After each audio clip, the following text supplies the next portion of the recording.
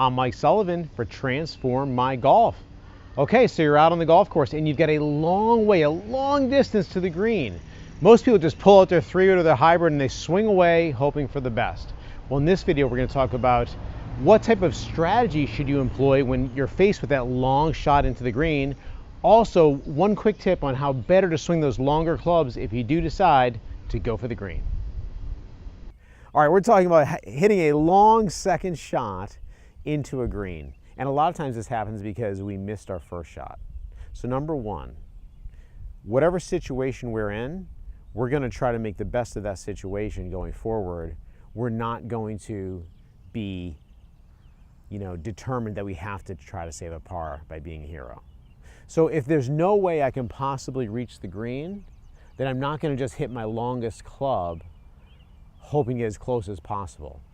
Because a lot of times when you hit your longest club off the fairway, you can hit a disastrous shot, hit a ball out of bounds, and then you're in a situation where you very well could have made a bogey, and you end up putting yourself in a situation where you're making a 7 or you're making an 8, putting big numbers in your card, and that's going to kill your game.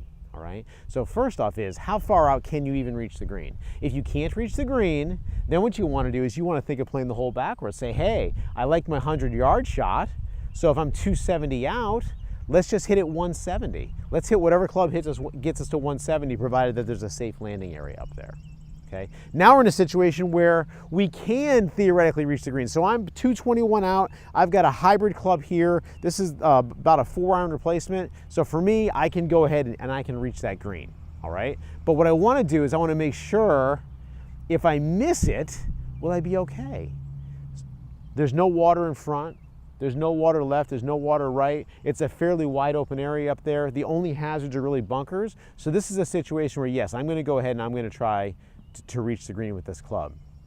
This is a decision, by the way, that I will make before I ever get to the golf course. So I would have rules in place of what's the longest club that I think I can hit off the fairway and hit a decent shot that's not going to get me in trouble 90% of the time.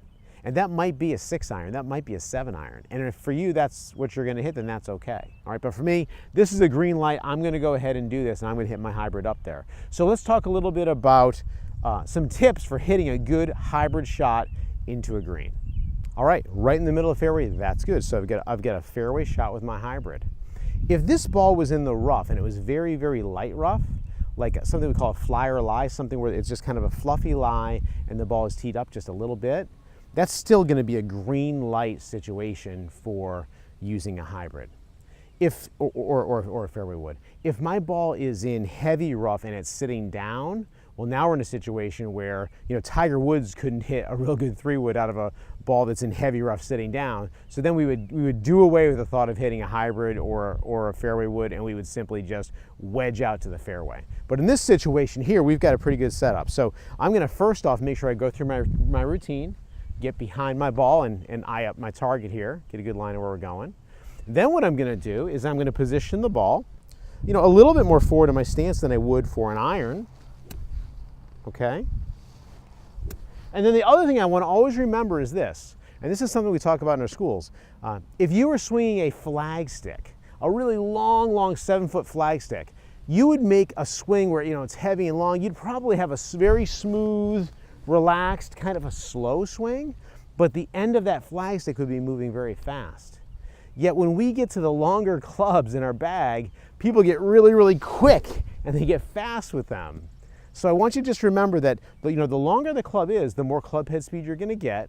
When you're using a club like a hybrid or a 3-wood, it's got a really low center of gravity to help the ball get in the air. So we don't have to really work too hard to do that. So as we're hitting these hybrid shots or these fairway wood shots, we're going to let that club swing. We're going to make sure we finish our swing and be relaxed. And you should be relaxed because you've already decided and you know that this is a shot you can pull off without getting into trouble at least 90% of the time. So I'll go through that quick routine one more time and we'll hit the shot.